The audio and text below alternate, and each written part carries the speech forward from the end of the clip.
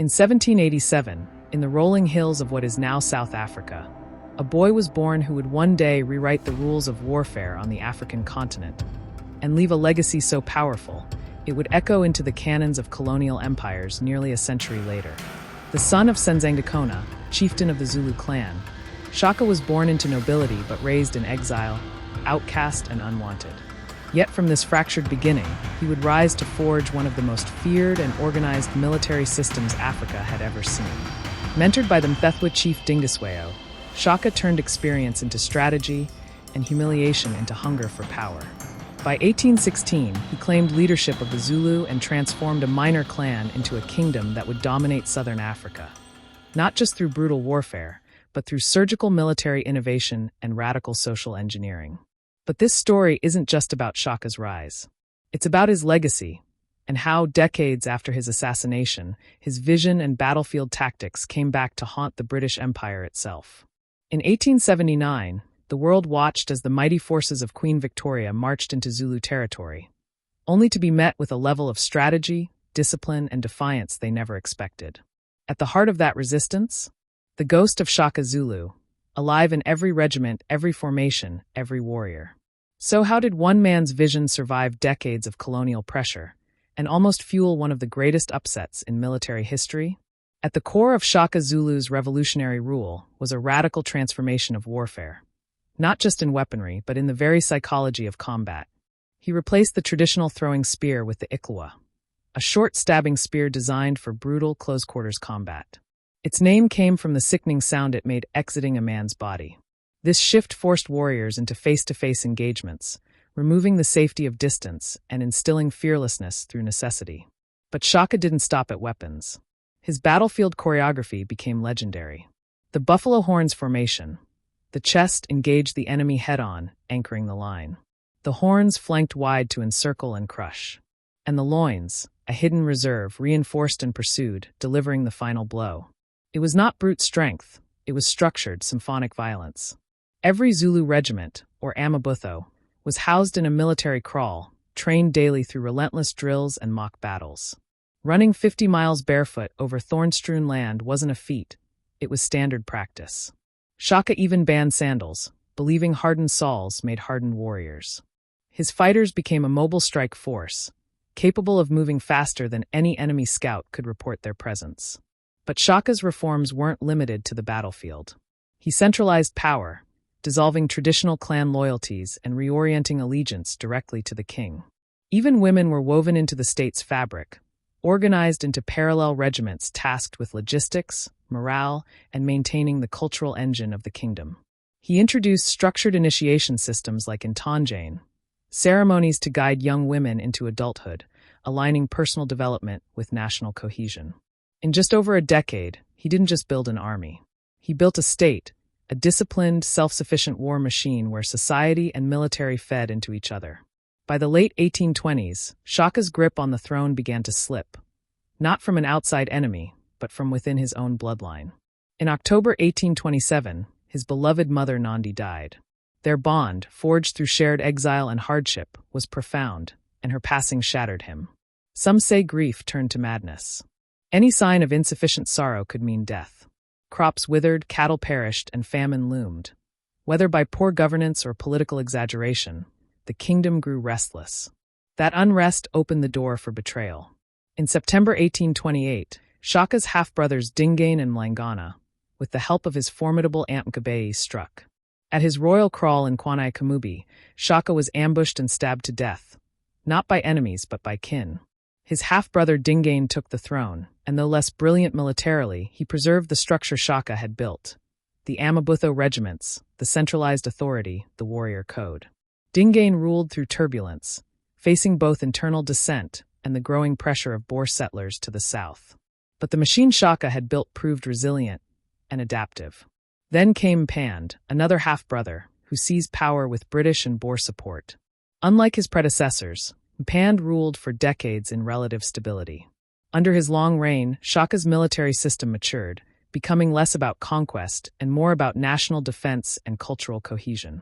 By the 1870s, Cetshwayo, Mpand's son, had revitalized the Zulu military. He brought back the strict discipline of the early Amabutho. He expanded recruitment. And he prepared, not for border skirmishes, but for a confrontation with one of the most powerful empires on earth. Under his leadership, the Zulu army became a true national standing force, numbering over 40,000 warriors. Each one trained, ranked, and organized in the age-grade regimental system Shaka had invented decades earlier. What made this even more remarkable was context. Few African kingdoms in the 19th century could field such a cohesive, permanent military force, especially one forged not by colonial instruction, but by indigenous innovation. Cetshwayo didn't just inherit a kingdom, he inherited a system. One designed by a man who believed the only way to survive was to outthink, outfight, and outlast every enemy. To understand the Anglo-Zulu War, we must first understand what the British truly feared, and what they truly wanted. By the mid-1800s, Southern Africa was a patchwork of colonial ambitions and indigenous resistance. The Boers, Dutch-descended settlers, had moved inland during the Great Trek, forming independent republics like the Transvaal and the Orange Free State. To the south, the British controlled the Cape Colony and Natal, territories acquired through treaties like the Anglo-Dutch Treaty of 1814, which handed Britain the Cape from the Dutch, cementing its foothold at Africa's southern tip. Then, everything changed in the 1860s and 1870s, with the discovery of diamonds near the Vaal River. A diamond rush followed, a frenzy that attracted thousands and made southern Africa a strategic obsession for the British Empire. But there was a problem. The region was fractured, politically, militarily, and racially. To secure control of the diamond fields and stabilize British economic interests, London envisioned a grand federation of British and Boer territories. Think, a South African version of Canada, under the Union Jack. But the Boer leaders refused. They wanted independence, not federation. So attention turned to the other so-called obstacle, the Zulu kingdom, powerful, sovereign, and uncolonized. Under Prime Minister Benjamin Disraeli, British policy shifted toward aggressive consolidation. His man on the ground, Sir Bartle Frere, the British High Commissioner for Southern Africa. Frere saw the Zulus not just as a military threat, but as a political one. Their continued independence was incompatible with British plans to dominate the region. So in 1878, Frere manufactured a crisis. He issued an ultimatum to King Cetshwayo, demanding the impossible: disband the Zulu military, surrender key leaders, and accept British oversight, all within 30 days. Cetshwayo, ever cautious, tried to preserve peace. He ordered his warriors not to cross into British territory, even as troops massed on the border. He sent envoys. He asked for time. But Frere wasn't interested in diplomacy. He wanted justification. On January 11, 1879, British forces crossed the Buffalo River and entered Zululand without a declaration of war. But what the British didn't expect was that the Zulus, armed with Shaka's legacy and Cetshwayo's leadership, were ready. The first major clash came at Isandlwana, where over 20,000 Zulu warriors emerged from the hills to strike a British column caught off guard. Using the classic buffalo horns formation, the Zulu executed a near-perfect encirclement. In less than 2 hours, the British were overwhelmed. Over 1,300 soldiers were killed. Later that same day, another iconic battle erupted just 10 miles away at Rorke's Drift.